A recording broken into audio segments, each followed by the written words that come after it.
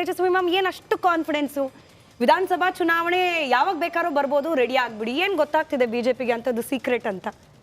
ಅಲ್ಲ, ಸೀಕ್ರೆಟ್ ಗೊತ್ತಾಗುತ್ತೆ ಅಂತಲ್ಲ, ನೀವು ಮೇಲಿನ ಮೊದಲು ಬಿತ್ತರಿಸಿದಂತಹ 4 ಪ್ರಮುಖ ಹೇಳಿಕೆಗಳನ್ನ ಗಮನಿಸಿದ್ರೆ 6 ಅದ್ರಲ್ಲಿ ಒಂದಿಬ್ರು ಸ್ವಲ್ಪ ಸೆಟಲ್ಡ್ ಆಗಿ ಮಾತಾಡಿದ್ರು, ಒಂದ್ ಸ್ವಲ್ಪ ಖಾರವಾಗಿ ಮಾತಾಡೋದು ದೊಡ್ಡ ಹಿರಿಯವರು ಇದ್ದಾರೆ, ಉತ್ತರ ಕೊಡ್ತಾರೆ. ಅದನ್ನ ನೋಡಿದ್ರೆ ಅಲ್ಲೆಲ್ಲವೂ ಸರಿಯಾಗಿಲ್ಲ ಅನ್ನೋದು ಗೊತ್ತಾಗುತ್ತೆ. 136 ಬಂದ್ರೆ ಇಷ್ಟು ಬೇಗುದಿ ಇರಬಾರ್ದು. ಅಷ್ಟು ದೊಡ್ಡ ಬಹುಮತ ಬಂದಾಗ ಇಷ್ಟು ದೊಡ್ಡ ವಿಚಲಿತರಾಗ್ತಕ್ಕಂಥ ಮನಸ್ಥಿತಿ ಇರಬಾರ್ದು. ಒಂದು, ನಾವು ಸಹಜವಾಗಿ ಅಪೋಸಿಷನ್ ಅಲ್ಲಿ ಇದ್ದೀವಿ.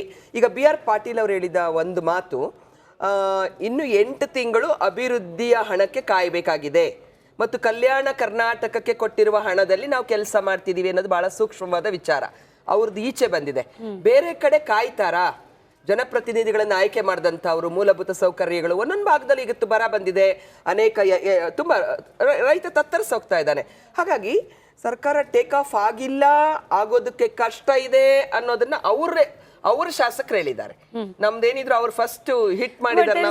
ಏನ್ ಗೊತ್ತಾ, ಪ್ರಜಾಪ್ರಭುತ್ವ ವ್ಯವಸ್ಥೆಯಲ್ಲಿ ವೋಟ್ ಮಾಡಿ ಎಲೆಕ್ಟ್ ಮಾಡ್ಲಿಕ್ಕೆ ಅವಕಾಶ ಇದೆ ಹೊರತು ರಿಜೆಕ್ಟ್ ಮಾಡ್ಲಿಕ್ಕೆ ಮತ್ತೆ ಅವಕಾಶ ಇಲ್ಲ. ಹಂಗಾಗಿ ಜನರು ತೀರ್ಪು ಕೊಟ್ಟಿದ್ದಾರೆ 135+1.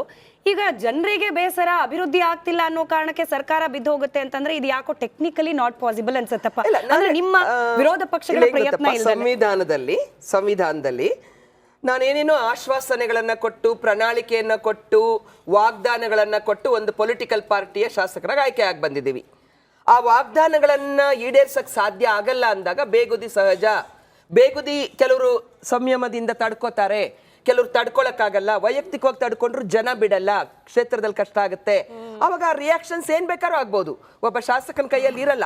ಅಂತ ಸನ್ನಿವೇಶಗಳಲ್ಲಿ ಅಸ್ಥಿರತೆ ಉಂಟಾಗಿರೋದು ಮೊದಲ ಸಾರಿ ಏನಲ್ಲ. ಅಸ್ಥಿರತೆಗಳು ಉಂಟಾಗಬಹುದು.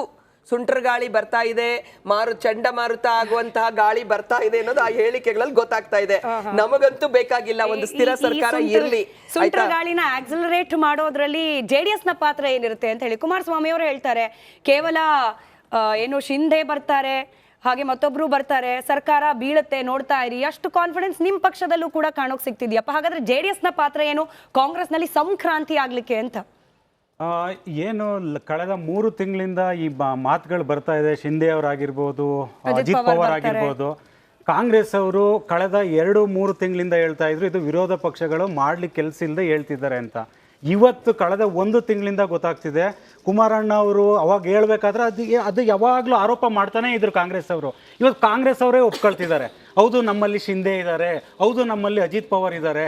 ಏನಕ್ಕೆ ಅಂದರೆ ಇಲ್ಲೇನಾಗಿದೆ, ಮಾನ್ಯ BR ಪಾಟೀಲ್ ಅವರ ಹೇಳಿಕೆ ತಗೊಂಡ್ರೆ ಇಲ್ಲಿ ಅವರು ಸರ್ಕಾರದ ವಿರುದ್ಧ, ತಮ್ಮದೇ ಆದ ಸರ್ಕಾರದ ವಿರುದ್ಧ ಅವ್ರು ಅವ್ರ ಹುದ್ದೆಗೆ ಆಸೆ ಪಡ್ತಿಲ್ಲ. ಅವ್ರು ಕೇಳ್ತಿರೋದು ಅಭಿವೃದ್ಧಿಗೆ ದುಡ್ಡಿಲ್ಲ.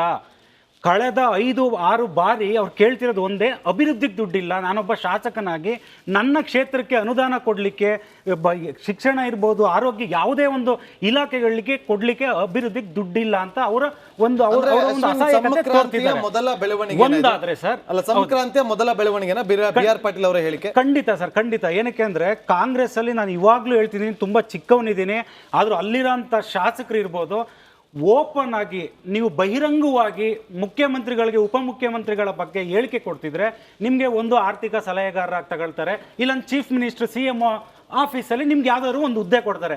ಜನಸಾಮಾನ್ಯರು ತೆರಿಗೆ ಕಟ್ಟ ದುಡ್ಡಲ್ಲಿ ಸಿಕ್ತವ್ರಿಗೆಲ್ಲ ನೀವು ಸಲಹೆಗಾರರಾಗಿ ಮಾಡ್ತಾ ಇದ್ರೆ, ಯಾಕೆಂದ್ರೆ ಮಾನ್ಯ ಬಸವರಾಜ ರಾಯರೆಡ್ಡಿ ಅವರು ಕಳೆದ 3 ತಿಂಗಳಿಂದನೂ ಮುಖ್ಯಮಂತ್ರಿಯವರ ವಿರುದ್ಧವಾಗಿ ಮಾತಾಡ್ತಿದ್ರು, ಅವ್ರಿಗೆ ಹುದ್ದೆ ಸಿಕ್ತು.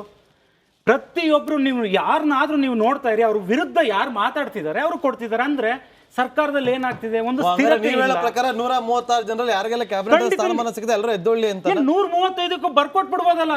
CM ಆಫೀಸ್ ಇಂದ ನೀವೆಲ್ಲರೂ ಸಲಹೆಗಾರರೇ, ನೀವೆಲ್ಲರೂ ಕ್ಯಾಬಿನೆಟ್ ದರ್ಜೆ ಸಚಿವರಾದ್ರ ರ್ಯಾಂಕಿಂಗ್ ನೀವು ತಗೊಂತಿದ್ದೀರಾ ಅಂದ್ರೆ ಜನಸಾಮಾನ್ಯರ ತೆರಿಗೆ ಅಭಿವೃದ್ಧಿ ಇಲ್ಲ.